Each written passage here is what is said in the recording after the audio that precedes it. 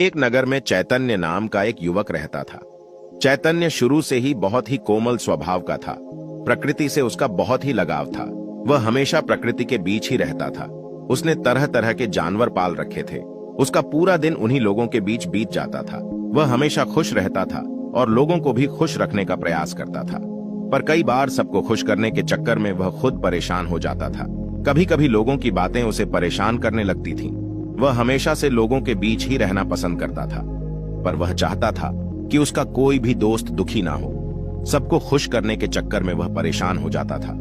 कई बार तो कुछ उसी के करीबी दोस्तों ने कह दिया कि तुम बहुत अजीब इंसान हो, लोगों को खुश करने के चक्कर में खुद की खुशी गंवा देते हो। पर उसे लगा कि लोग उसे उसके काम से भटका रहे हैं। उसकी यह अच्छी आदत उससे दूर न चली जाए।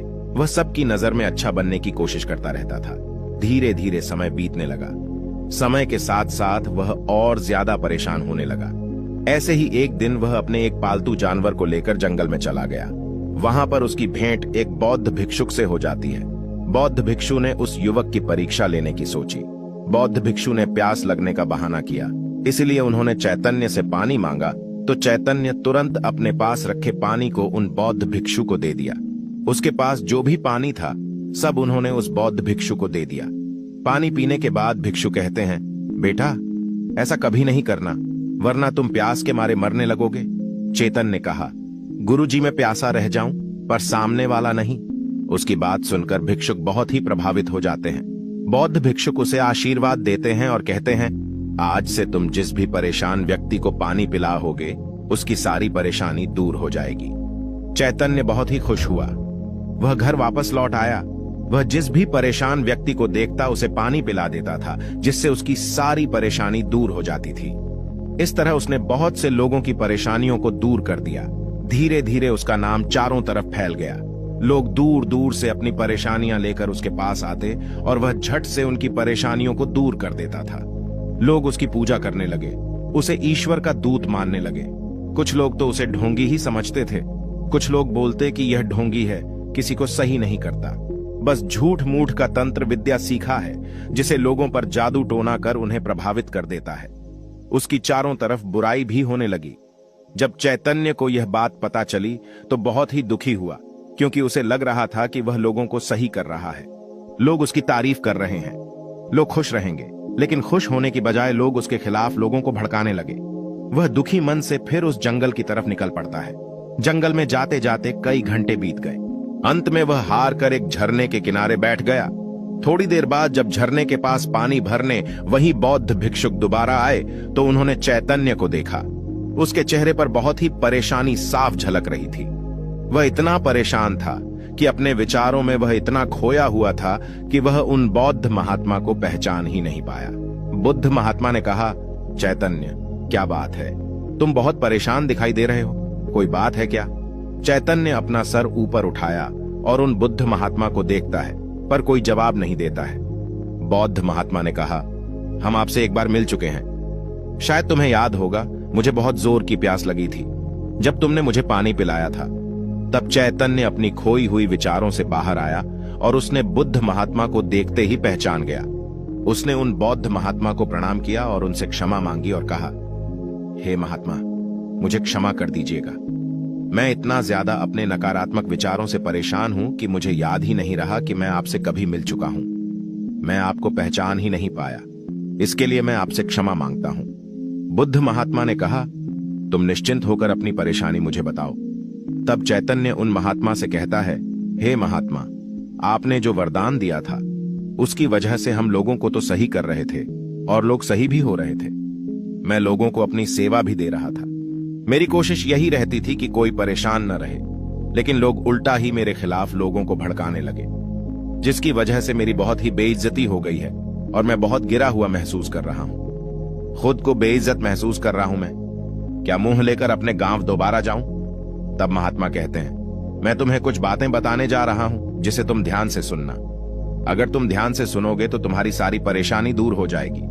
बुद्ध महात्मा ने कहना शुरू किया, हमें बचपन से सिखाया जाता है, ऐसा काम करो कि कोई आपसे नाराज ना हो, सब आपसे खुश रहे। पर हकीकत की बात करें तो पूरी दुनिया को एक साथ खुश तो भगवान भी नहीं कर सकते। कई बार दूसरों को खुश रखने की कोशिश हमारी ही नहीं, सामने वाले के लिए भी मुसीबत बन जाती है। दरअसल जो लोग सबको खुश रखने का एक तरफा बिगड़ा उठाए रहते हैं, उन्हें सही मायने में पता नहीं होता है कि असल में दूसरों को क्या चाहिए। कई बार उनके अच्छे बनने की कोशिश दूसरों के लिए परेशानी का सबब बन जाती है। कई बार यह चीजें संबंध खराब करने का भी कारण बनती हैं। जैसे यदि आप दूसरों को खुश करने के लिए लगातार चीजें कर रहे हैं और आपको लगता है कि लोग आपके प्रयासों की कद्र नहीं कर रहे हैं, तो आपको बुरा लगना शुरू हो जाएगा। आपके मन में इस तरह के विचार आ जाएंगे, मैं तुम्हारे लिए कितना ज्यादा करता हूं लेकिन तुम मेरे लिए कुछ नहीं करते, और यह सोच अंततः आपके रिश्ते में कड़वाहट घोल देगी। हर एक को खुश रखने की चिंता समय की बर्बादी है। आप इस बात को नियंत्रित नहीं कर सकते कि दूसरे लोग कैसा महसूस करते हैं।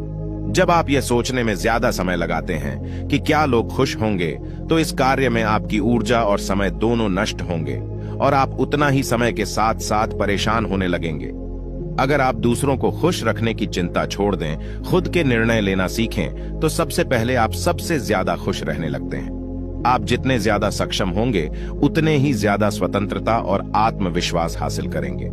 आप जो निर्णय लेंगे, उनसे संतुष्टि महसूस करेंगे, भले ही आपके कार्य में दूसरे लोग असहमत हों, क्योंकि आपको पता होगा कि आपने सही निर्णय लिया है। आपके पास अपने लक्ष्य के लिए ज्यादा समय और ऊर्जा होगी। आपको खुश देखकर दूसरे लोग आपके जैसा बनना चाहेंगे। आप दूसरों जैसा बनने में अपनी ऊर्जा बर्बाद न करो। इसलिए आपके पास अपने मनचाहे काम करने के लिए समय और ऊर्जा होगी। जब आप उस प्रयास को अपने लक्ष्य की दिशा में लगाते हैं, तो आपके सफल होने की कहीं ज्यादा संभावना होती है। व्यक्ति आदतों का गुलाम है। याद रखिए, आदतों से ही व्यक्ति का स्वभाव बनता है, और फिर स्वभाव से व्यक्तित्व, और फिर व्यक्तित्व से व्यक्ति का जीवन बनता है। इसलिए जीवन को सुधारना हो तो आदतों को सुधारना होगा। एक बार कोई बुरी आदत पड़ जाए तो बड़ी मुश्किल से छूटती है। चलिए एक उदाहरण के माध्यम से समझते हैं। एक व्यक्ति नदी किनारे अपने दोस्त के साथ बैठा हुआ था।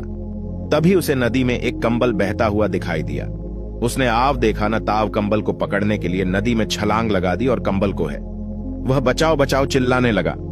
किनारे बैठे दोस्त ने कहा, छोड़ दे कंबल, कंबल को तुमने पकड़ लिया। थोड़ी देर में उसे लगा कि कंबल ने उसे जकड़ लिया है और अपने साथ बहाकर ले जा रखा है। कंबल को छोड़ दे। वह चिल्लाकर बोला, पहले मैंने कंबल को पकड़ा था, अब इस कंबल ने मुझे पकड़ लिया है। मैं इसे छोड़ना चाहता हूं, पर यह कंबल मुझे नहीं छोड़ रहा। वह व्यक्ति कंबल में पूरी तरह फंस चुका था। सबको खुश करना एक कंबल के समान है। अगर आप सबको खुश रखने की कोशिश में पड़ेंगे, तो आप कंबल में फंसते चले जाएंगे और फिर आप परेशान होते रहेंगे। कंबल के जाल से मुक्त होना है तो सबको खुश रखने की जिम्मेदारी से हटना होगा। भूल जाओ कि लोग क्या सोचेंगे आपके बारे में। जब आप खुश हैं तो दुनिया आपकी खुशी में सम्मिलित होती है, लेकिन जब आपको कोई दुख है तो लोग आपसे दूर भागने की कोशिश करते हैं। तो भूल जाइए आप ऐसे लोगों को। बस खुद को खुश रखने की कोशिश कीजिए।